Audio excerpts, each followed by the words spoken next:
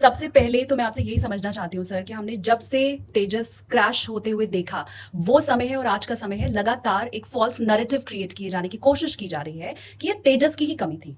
तेजस में कोई तकनीकी खामी है और ये हमने न सिर्फ पाकिस्तान, अमेरिका, चाइना हर तरफ से होते हुए देखा है। मैं पर्सनली ये मानती हूँ, माफ़ करें सर, मैं पर्सनली ये मानती हूँ कि तेजस हमारा प्राइड है, हम सबको गर्व है उसके ऊपर। लेकिन डिटेल में आप बता पाएँगे कि क्या ये तेजस की खामी है? शालिनी जी, एक चीज मुझे बताइए, तेजस ने पहले फ्लाइट कब की थी? 2001 में। कितने घंटे फ्लाई कर चुका है? 12,000। झूठ बोल रहा है ये। आगे मैं आपको डिटेल में बताता हूँ ये क्यों झूठ बोल रहा है। एयर कमांडोर अमरिंदर सिंह बहल नाम है इसका। एयर कमांडोर रिटायर्ड है और इस वक्त जो नैरेटिव ये बनाने की कोशिश कर रहे हैं, वो जो मार्केट गिरी है तेजस की, तबाह हुई है दुबई एयर शो के बाद, उसे बहाल करने के लिए इस तरह के चमचे चमांटे लॉन्च किए गए हैं जो कि एयरफोर्स से ताल्लुक़ रखते हैं। लेकिन क्या क्या तुम बहाल करोगे? आर्मीनिया का ऑर्डर मिल सकता है तुम्हें दोबारा? बिल्कुल भी नहीं, क्योंकि पूरी दुनिया के सामने तुम जलील हुए और इसका तुम बेशक पाकिस्तान पर नाम डाल दो, अभी भी ये पूरा इनका नैरेटिव ये है कि पाकिस्तान हमें बदनाम करने की कोशिश कर रहा है, कि उनका नैरेटिव बड़ा तकड़ा है। सुनते जाइए ज़रा, फिर मैं आपको कुछ एक्चुअल फिगर्स बताता हूँ कि कैसे ये झूठ बोल रहा है। हर घंटे। और कितने एक्सीडेंट्स हुए हैं इसके अंदर? सिर्फ 2। मार्च 2024 में पहला हुआ था, जब इंजन के अंदर ऑयल पंप फेलियर था, जिसकी वजह से इंजन सीजर हुआ, एक एयर एक्सरसाइज राजस्थान के अंदर, और उसमें पायलट ने इजेक्ट कर लिया था सेफली। और दूसरा ये एक्सीडेंट है। अब जो JF-17 है पाकिस्तान का जहाज, उसके कितने एक्सीडेंट्स हुए हैं? उसने 2003 में फ्लाई करना शुरू किया था, उसके 5 एक्सीडेंट्स हो चुके हैं। मैं तो उन एक्सीडेंट्स की बात कर रहा हूं जो पाकिस्तान में हुए हैं। हमने 4 से 5 JF-17 को डिस्ट्रॉय किया था इस ऑप सिंदूर के अंदर, चाहे हवा में था या ग्राउंड में था। हमने 5 से 6 F-16 को डिस्ट्रॉय किया था हवा में और ग्राउंड के अंदर। तो क्या अब इन बातों से आप अंदाज़ा लगा लीजिए कि पूरी दुनिया जिस चीज़ को मान रही है उसके बारे में ये क्या कुछ कह रहा है कि JF-17 इन्होंने 5 से 6 हवा में या ज़मीन पर तबाह किए हैं, और इसके अलावा F-16 5-6 जो हैं वो ज़मीन और हवा में तबाह किए हैं। ये भारतीयों का नैरेटिव अभी से है, यानी मई के बाद 5 महीने 6 महीने इन्हें लगे इनके एयर चीफ को ये सब कुछ चलाने के लिए। लेकिन मैं आपको इसके JF-17 और क्योंकि तेजस का टॉपिक है तो उस पर थोड़ी सी आपको इन्फॉर्मेशन दे देता हूँ। तेजस या JF-17 किसी भी जहाज की औकात देखने के लिए उसका फ्लाइट टाइम मेजर किया जाता है, यानी कितने घंटे फ्लाई किया उस पर्टिकुलर जहाज, यानी वो कितने जहाज हैं, कितना उन्होंने उड़ान भरी, किस जंग में उन्होंने हिस्सा लिया, या फिर उनका फ्लीट लॉस रेट कितना है, कितने परसेंट है। सबसे पहले देखते हैं तेजस का। ये कहता है ना कि 12,000 घंटे, ये मैं आपको दिखाता हूँ कितना चला है। 2025 की नवंबर तक अप्रॉक्सीमेटली 1954 घंटे टोटल ये उड़ा है। ये मैं नहीं कह रहा, ये AI कह रहा है। गूगल पर आप लिखेंगे आपको एक्चुअल सामने आ जाएंगे। वैसे इन्होंने एक्चुअल फिगर नहीं दी, लेकिन AI कह रहा है कि the total flight time for the Tejas fighter jet is not publicly available, but one source estimates that the fleets total flight hours were approximately 1954 as of November 2025। और इसमें जहाज कितने थे? Number total 35। 35 में क्रैशेस कितने हुए हैं? 2। नीचे फ्लीट लॉस रेट आप देखें 5.7%। अब मैं आपको JF-17 का दिखाता हूं जिसके साथ इन्होंने मुकाबले करना है। टोटल जहाज हैं 186 JF-17 जो 3 ममालिक में यूज हो रहा है, और उसमें 5 जहाज क्रैश हो चुके हैं तीनों ममालिक में, जिसमें तरबीती परवाजों के दौरान जब उसे बनाकर टेस्ट किया जा रहा था उसके क्रैशेस भी शामिल हैं। 2016 में हमारा JF-17 19,000 घंटे अप्रॉक्सीमेटली फ्लाइट आवर जो है वो कर चुका था। 2019 40,000 घंटे। कहाँ 1945 घंटे, कहाँ 2019 का डेटा है, 2025 का नहीं है। इनका 2025 का डेटा कह रहा है कि 1945 अप्रॉक्सीमेटली आवर्स। पाकिस्तान 40,000 घंटे उसके 6 स्क्वाड्रन जो है वो फ्लाइट कर चुके हैं घंटे। अभी 2025 में तो क्योंकि हमने तो उसे जंग में भी तुम्हारी माँ बहनें करने के लिए इस्तेमाल किया था, तो वो तो अभी 60-70 हज़ार 80,000 पर पहुंच गया होगा। ये फ़र्क है। अब इसमें अगर फ्लीट लॉस रेट देखा जाए तो JF-17 का बनता है 2%, तुम्हारा 5.7%। 2,000 घंटे तुमने उड़ाया नहीं और तुम्हारे 2 जहाज बढ़ गए। ये फ़र्क है तेजस में और JF-17 में। और तुम ये कह रहे हो कि हम नैरेटिव बना रहे हैं, ये नैरेटिव बना रहा है AI, हमारा नहीं है। दुनिया के सामने है सब कुछ। कोई मजाक उड़ाया इन जहाजों का? हम तो अभी भी कहते हैं कि F-16 बहुत अच्छा जहाज है, और F-16C जो एडवांस्ड वर्जन है वो तो बहुत ही अच्छा है, एडवांस्ड है, 4.5 जनरेशन एयरक्राफ्ट है। हम उनको पुट डाउन नहीं करते, हमारे अपने जहाज की हम कैपेबिलिटी को शोकेस करते हैं, हम अपने आप को बेहतर बनाते हैं, हमारी टेक्नोलॉजिकल एडवांसमेंट जो है उसके ऊपर हम फोकस करते हैं। हम ये नहीं देखते कि दूसरे की लाइन छोटी करनी है या बड़ी करनी है। तो मैं आपको गर्व के साथ कह सकता हूं कि ये जो जहाज है ना 4.5 जनरेशन जो भारत ने बनाया, बहुत ही अच्छा बनाया। हाँ, डेवलपमेंट में थोड़ी देरी हो रही है, इंजन हमको दे नहीं रहा हो। कई बार तो मुझे लगता है शालिनी जी अमेरिका शायद जान के ना कर रहा हो, उनको ये डर ना हो कि उनका जो F-35 है वो ना बिके। तो वाह, कितनी बड़ी बड़ी फेंक रहा है, तेजस को F-35 के साथ मिला रहा है।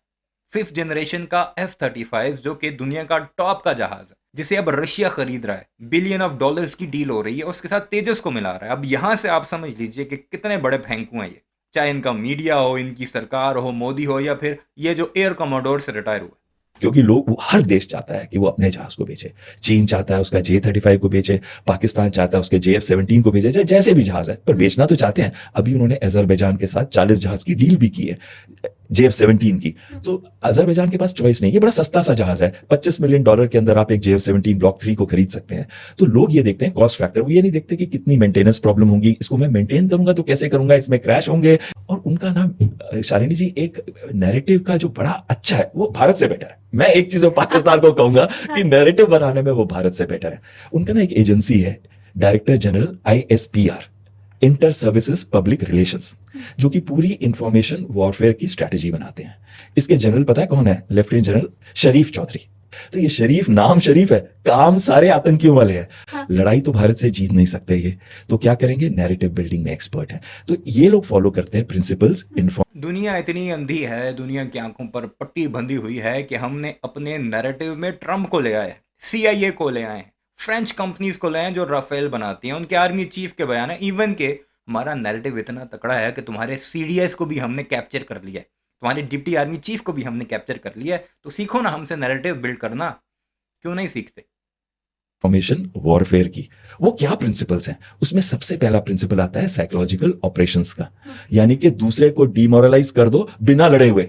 अब जो सुनजू है ना, एक चाइनीज फिलोसफर है, उन्होंने कहा था to win 100 out of 100 battles is not the acme of skill, but to subdue the enemy without fighting is the acme of skill. और वहां तो सुनजू को पढ़ाया जाता है पाकिस्तान के अंदर।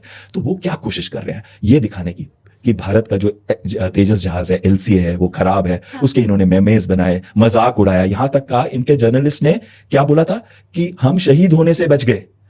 मेमेज बनाए, ठीक है, सही है, तुम्हारी क्रेडिबिलिटी यहीं से हमें पता लग रही है, मेमेज से। ये बोला उन्होंने। भारत सेना का चीफ लिया, उसको डॉक्टर किया उनकी स्पीच को, और उसकी स्पीच से उनके जैसी आवाज में ये प्रश्न उठा रहे हैं LCA के ऊपर, उसको समोसा कह रहे हैं। तो ये जो चीजें हैं जो पाकिस्तान के हमारा समोसा भारत तक पहुंच गया भाई, ये हमारी जीत है, ये हमारा नैरेटिव जीत चुका है यहाँ पे। जर्नलिस्ट करते हैं, हमको पता है, एक खान करके हैं, किरण खान, जिन्होंने ये किया है। तो हमें सब पता है, हमें पता है, हमें अपने देशवासियों को बताना है कि इनकी बातों में नहीं आना है। और ये क्यों कर रहे हैं? ये जो साइकोलॉजिकल ऑपरेशंस हैं इनको क्यों कर रहे हैं? वो चाहते हैं कि हमारे पायलट्स का विश्वास इस जहाज से उठ जाए। वो चाहते हैं कि देशवासियों का विश्वास इतनी अच्छी टेक्नोलॉजिकल इनोवेशन कैपेबिलिटी से उठ जाए। एब्सोल्युटली। जब आप नीचे आ रहे होते हैं, और इसको क्या कर रहा था, ऐसे टर्न करके उसने नीचे किया था, आपको याद होगा, नोज ऐसे गिरा था। उसमें मैक्सिमम नेगेटिव जी इस दौरान आ रहा था जब वो ये वाला टर्न कर रहा था, और इसके बाद जब यहां तक गया नेगेटिव, फिर इसके बाद पॉजिटिव जी। तो देखिए कहां जहां ब्लड आपके आंखों पे चला गया है, कहां जहां ब्लड आपके बिल्कुल पैरों पे चला जा रहा है। ये मनूवर बहुत कम लोग करते हैं, और उसने कई बार किया। ये मलेशिया, सिंगापुर में भी हम लोगों ने डिस्प्ले किए हैं। और इस पायलट ने खासकर, ये तीसरा दिन था, ये पहला दिन नहीं था, लेकिन इसके साथ क्या हुआ है वो तो कोर्ट इंक्वायरी बताएगी।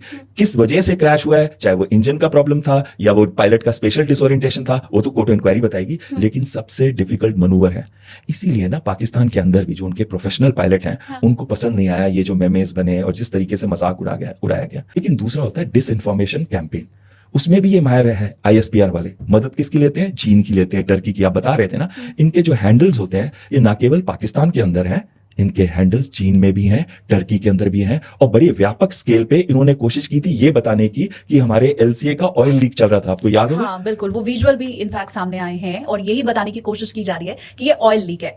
ऑयल लीक वाला तो दुनिया भर के मीडिया ने कवर किया। मैंने आपको अपनी वीडियो में बताया था, अमेरिका, यूरोप, ऑस्ट्रेलिया, तुर्की, मिडिल ईस्ट, अल जजीरा तक ने इसे कवर किया था कि ये देखो ये क्या निकल रहा है। और चलो ऑयल लीक नहीं था, पानी लीक था, तुमने नीचे बैग क्यों रखे हुए थे कपड़े निकाल कर अपने? ये भी हम पर डाल दो। अपनी नाअहलियाँ, अपनी कोताहियाँ, उन पर काम मत करना। सब कुछ पाकिस्तान ने किया जी, पाकिस्तान हमारे तेजस के पीछे पड़ा हुआ है। ऐसे समोसा कहते हैं, मीमियाँ बना रहे हैं हम उनकी। पानी का लीक था वो, कोई ऑयल लीक भी नहीं था। और लेकिन वो लीक भी नहीं था, वो जो पानी आता है एक सॉटी के बाद वो वाला निकलता हुआ ऑयल लीक वगैरह। और ये PIB ने फैक्ट चेक किया और इसको प्रूव किया, डिसप्रूव किया कि ये गलत है जो पाकिस्तानी बोल रहे हैं। उसके बाद नहीं बोला इन्होंने, फिर उसके बाद नहीं बोला जब इसको PIB ने फैक्ट चेक किया और डिसप्रूव कर दिया। लेकिन क्या कोशिश कर रहे थे वो वो कोशिश कर रहे थे कि इस मल्टीपल हैंडल से पूरे ग्लोबल में एक ऐसा इंप्रेशन बनाया जाए कि जो भारत की टेक्नोलॉजिकल इनोवेशन है, डेवलपमेंट है, एलसीए तेजस जो है एक खराब जहाज है, एक अच्छा जहाज नहीं है, रिलायबल जहाज नहीं है, अनरिलायबल है। ये कोशिश की थी। लड़ाई तो जीत नहीं सकते, ठीक युद्ध बात तो जीत नहीं सकते, तो नैरेटिव बिल्डिंग में तो जीत जाए। लड़ाई तो जीत नहीं सकते, लड़ाई तो मलाबा जीता था मई के अंदर।